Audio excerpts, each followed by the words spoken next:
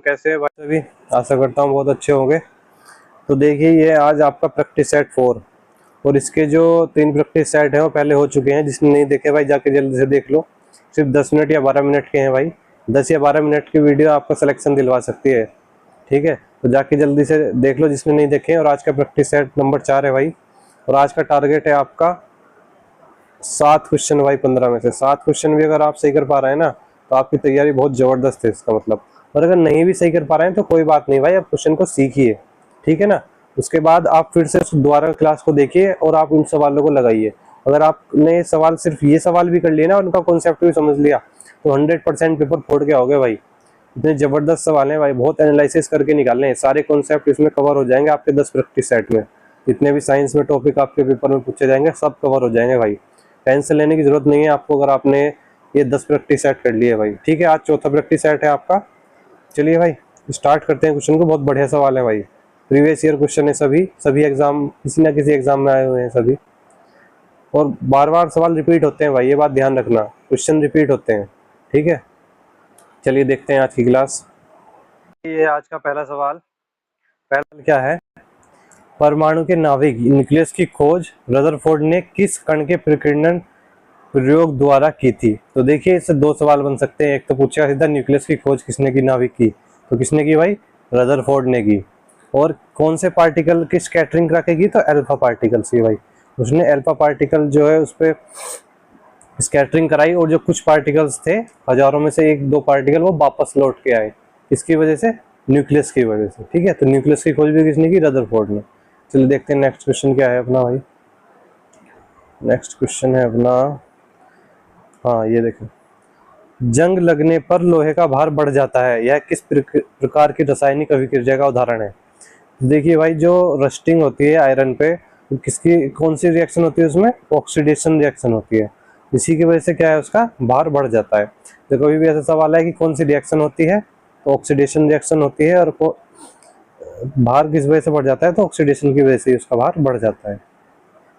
Next question देखिए भाई क्या है, अम्लराज एक्वारेजिया में सांद्र हाइड्रोक्लोरिक अम्ल HCl और सांद्र नाइट्रिक अम्ल HNO3 का अनुपात क्या होता है। सीधा पूछा है भाई, hydrochloric acid HCl Resso HNO3 ये कितना होता है एक्वारेजिया में, ये होता है दोस्तों 3:1।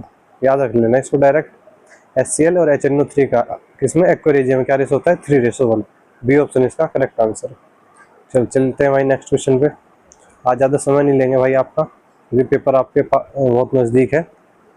तो जल्दी जल्दी सवाल करेंगे और समझते हुए चलेंगे सवालों को, जिससे आपका ज़्यादा समय भी बेकार ना हो और ज़्यादा से ज़्यादा कंटेंट आपको मिल पाए।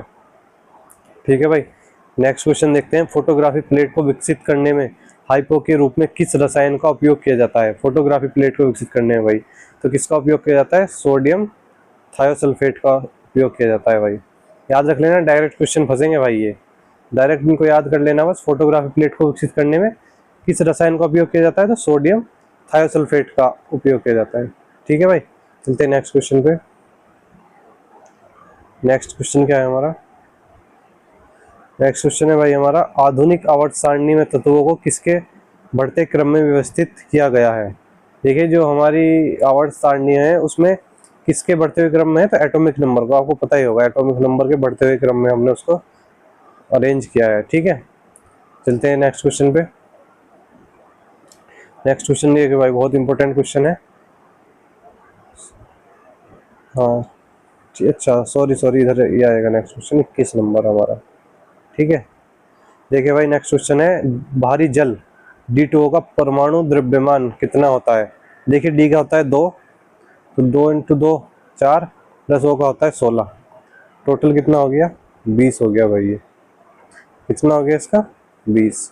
H2O का पूछे, वाटर का सिंपल पूछे, H का 1 × 2 + 16, तो ये कितना हो जाएगा, ये हो जाएगा भाई 18। वाटर का पूछे H2O का हो जाएगा 18, D2O का होता है 20। ठीक है भाई, चलते हैं नेक्स्ट क्वेश्चन पे। नेक्स्ट क्वेश्चन क्या है हमारा, CNG और बायोगैस दोनों का मुख्य रासायनिक घटक कौन सा है। CNG में कौन सी गैस सबसे ज्यादा पाई जाती है भाई, मीथेन। ठीक है, 80 से 90% दोनों में क्या पाई जाती है भाई, मीथेन पाई जाती है। ठीक है, पूछे CNG और बायोगैस दोनों का मुख्य रासायनिक घटक कौन सा है, तो वो है मीथेन आपका। चलिए चलते हैं नेक्स्ट क्वेश्चन पे। हाँ भाई, ये आ गया ब्लीचिंग पाउडर का सही रासायनिक सूत्र क्या है। ठीक है, ब्लीचिंग पाउडर का सूत्र पूछ रहा है, तो इसको बोलते हैं कैल्शियम ऑक्सीक्लोराइड। ठीक है ना, कैल्शियम ऑक्सीक्लोराइड बोलते हैं भाई इसको। इसका सूत्र होता है CaOCl2। ठीक है, ब्लीचिंग पाउडर का कैल्शियम ऑक्सीक्लोराइड। चलिए भाई चलते हैं नेक्स्ट क्वेश्चन पे। नेक्स्ट क्वेश्चन क्या है हमारा, देखिए भाई बहुत इंपॉर्टेंट क्वेश्चन है, बार बार एग्जाम में आता है, आपने देखा भी होगा कई बार, आपने अगर मॉक टेस्ट लगाया होगा, कहीं भी प्रैक्टिस सेट लगाया होगा, तो क्वेश्चन आपने देखा होगा। आतिशबाजी के दौरान दिखाई देने वाला हरा रंग किस धातु के लवण के कारण होता है। ठीक है, तो हरा रंग की बात करें तो किसके कारण होता है, बैरियम के कारण। और लाल रंग पूछे कि आतिशबाजी में जो लाल रंग होता है वो किसके कारण होता है, तो स्ट्रोनशियम के कारण होता है लाल रंग। ठीक है, हरा पूछा है तो हरा किसके कारण होगा, बैरियम के कारण होगा। ठीक है, चलिए चलते हैं भाई नेक्स्ट क्वेश्चन पे। नेक्स्ट क्वेश्चन है हमारा, विनेगर में निम्नलिखित में से कौन सा अम्ल मुख्य रूप से उपस्थित होता है। सिरके में पूछ रहा है भाई कौन सा होता है, तो एसिटिक एसिड। और एसिटिक एसिड का फॉर्मूला पूछ सकता है भाई, CH3COOH। ठीक है ना, ये होता है एसिटिक एसिड का फॉर्मूला। ठीक है, तो सिरके में या विनेगर में निम्नलिखित में से कौन सा एसिड मुख्य रूप से उपस्थित होता है, तो होता है एसिटिक एसिड। चलिए चलते हैं भाई नेक्स्ट क्वेश्चन पे। नेक्स्ट क्वेश्चन क्या है हमारा, शुद्ध सोना 24 कैरेट बहुत नरम होता है, आभूषण बनाने के लिए इसमें कौन सी धातु मिलाई जाती है भाई। 24 कैरेट सोने का कभी भी आभूषण नहीं बनाया जा सकता। ठीक है, क्योंकि बहुत क्या होता है, बहुत मुलायम होता है, बहुत नरम होता है, इसलिए इसमें कौन सी धातु मिलाई जाती है, तो तांबा या चांदी मिलाई जाती है भाई। ठीक है, तांबा या चांदी मिलाई जाती है सोने में भाई आभूषण बनाने के लिए, क्योंकि बहुत मुलायम होता है वो। चलते हैं नेक्स्ट क्वेश्चन पे भाई, ये बहुत इंपॉर्टेंट क्वेश्चन है भाई, इस पे इंपॉर्टेंट लगा दो भाई, वेरी इंपॉर्टेंट लगा लो इस पे। तो मानव शरीर की किस ग्रंथि को आपातकालीन ग्रंथि या लड़ो या मरो ग्रंथि, लड़ो या उड़ो नहीं, लड़ो या मरो ग्रंथि कहा जाता है। ये होती है एड्रेनल ग्रंथि, कहाँ होती है, किडनी के जस्ट ऊपर होती है। जब भी कोई संकट की स्थिति आती है, डर का स्थिति आती है, तो क्या है, ये भाई बहुत जल्दी से एड्रेनल जो है वो रिलीज करती है। इसके कारण मनुष्य क्या है, भागना हो, बहुत जल्दी से रिएक्ट कर पाता है ऐसी सिचुएशन में, आपातकालीन सिचुएशन में रिएक्ट कर पाता है जल्दी से। तो इसलिए इसको क्या कहते हैं, आपातकालीन ग्रंथि कहते हैं, किसको, एड्रेनल ग्रंथि को। ठीक है, चलते हैं भाई नेक्स्ट क्वेश्चन पे अपने।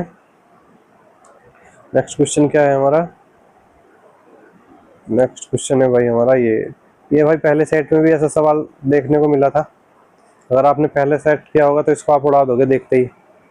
ठीक है, इसीलिए बोल रहा था ये सेट कर लो आप, पेपर में ऐसे ही सवाल फंसेंगे डायरेक्ट, जैसे ये रिपीट हो गया यहाँ पे, ऐसे पेपर में रिपीट होगा, और आपने सेट करे होंगे तो देखते ही आंसर लगा दोगे।